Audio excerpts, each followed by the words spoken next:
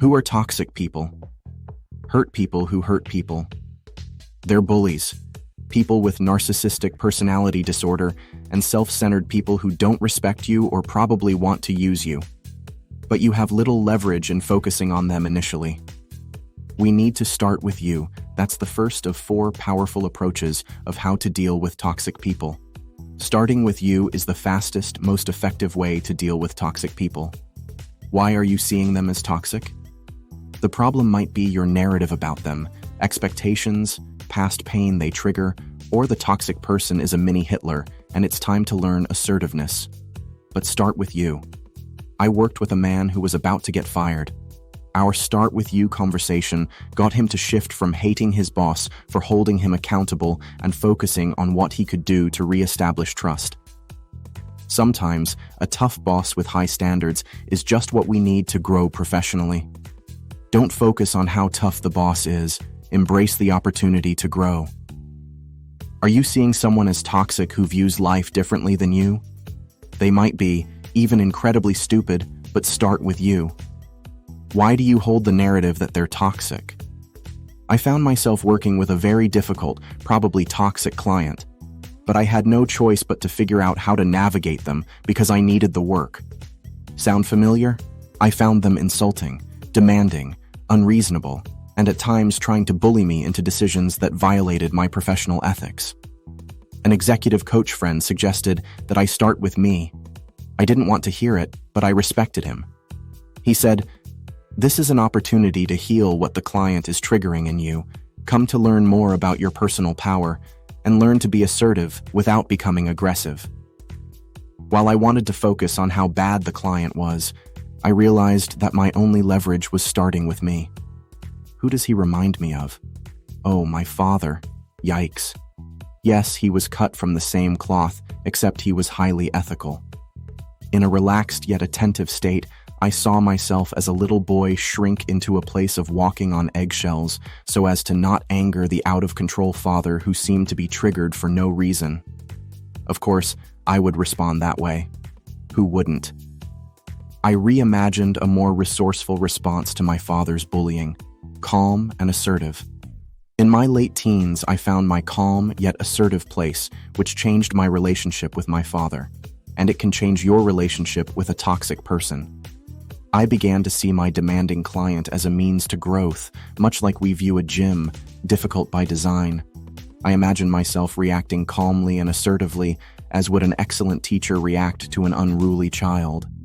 Since imagination or mental rehearsal uses the same neural network as physical practice, I used imagination to practice calm yet assertive behavior as I imagined him pushing my buttons. And I became more powerful in our interactions, which changed our dynamic. And I realized something else as I became that assertive yet calm person. He was right about many things. Yes, he insulted me as he shared feedback, yet there was much to learn from his feedback. Through the insults, I saw that he held high standards and that he was very passionate about the outcomes of this project. I felt honored that he would choose me to deal with something he felt so passionate about. And I saw his demands for unethical behavior as his way of trying to get results. Eventually, he came to honor my professional boundaries and embrace more ethical solutions through our calm yet assertive conversations. He stopped insulting me after I let him know that he could share feedback without attaching insults to them and how his insults affected our results. In the end, I grew up and increased my ability to handle toxic people, and we got excellent results. That's why step 1 with toxic people is to start with you. You have leverage there. If you focus on them, you feel innocent because, hey, they're toxic, but you lose leverage. After you start your own healing and growth process, you can switch your focus, but for now, start with you. The 3 questions to ask in starting with you are: 1. What situation or person does this person remind me of? 2. What growth opportunity does this person or situation represent? And 3rd, what have I done at times in my life that helped situations like this? The easiest change is to do more of what we've done at times in our lives. Healing and growing means that we're increasing our awareness of our buttons and working to de-energize them. Working on ourselves brings us to approach number 2 on how to deal with toxic people, and that's assertive communication focused on mutual outcomes. I know we've already talked about this, but let's dig a little deeper. Assertive means you're candid without being aggressive. You speak the facts. Mutual outcomes mean the things we both care about. The calm, assertive person is powerful. You need that power if you're dealing with a bully, narcissist, or any form of toxicity. Calm, assertive people are the cool minds in the room. They're saying what they're seeing, how it's impacting outcomes you both care about, and setting reasonable boundaries. With the person who tried to bully me into unethical behavior, I let them know that it wouldn't serve their outcome. There was a better way, although it would take more time. He pushed again, and I shared a phrase I learned from a love and logic parenting class. Would it be better to do option A and risk legal consequences, or do option B and get better results, although taking a little more time? That helped. When the toxic person disparaged me, I didn't say, "Hey, that hurts my feelings," but did give feedback that personal attacks hurt his outcome. I did this because he showed no signs of human empathy, but he did care about his outcome. Our outcome. Your personal characterizations of me only slow us down. I want us to work together more effectively, and personal attacks only cloud the issue, a waste of energy. I spoke his language assertively in service of the outcome he wanted.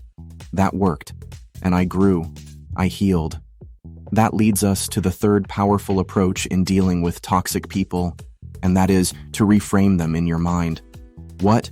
See the difficult person as a teacher, a challenge like a weightlifter sees the gym. Watch your thoughts, and don't trash the difficult person to others. Why? Because your thoughts get communicated to others. To show you this isn't woo-woo but real advice, let me share a quick example. I had a difficult conversation with someone I considered toxic. My executive coach friend did a 2-column exercise with me to understand the conversation. On the right side of the paper, I wrote the dialogue, what we were both saying. Then, on the left-hand side, I wrote what I was thinking. Yikes.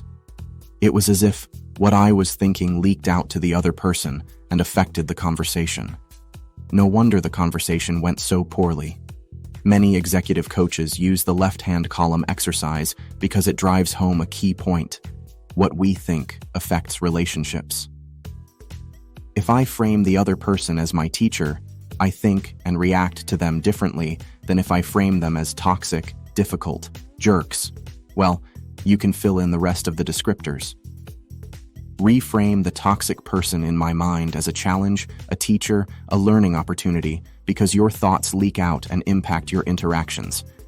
Let me share the final powerful approach to dealing with toxic people, approach number 4, and that is get real. Wait, what? Didn't we just frame them as our teachers? Yes, and they don't think like you.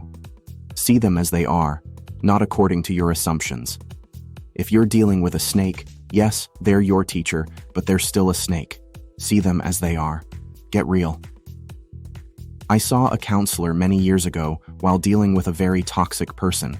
There was so much I didn't understand about them and our toxic patterns. The counselor helped me see that the person was a covert narcissist, why they do what they do, and that they don't see the world as I did.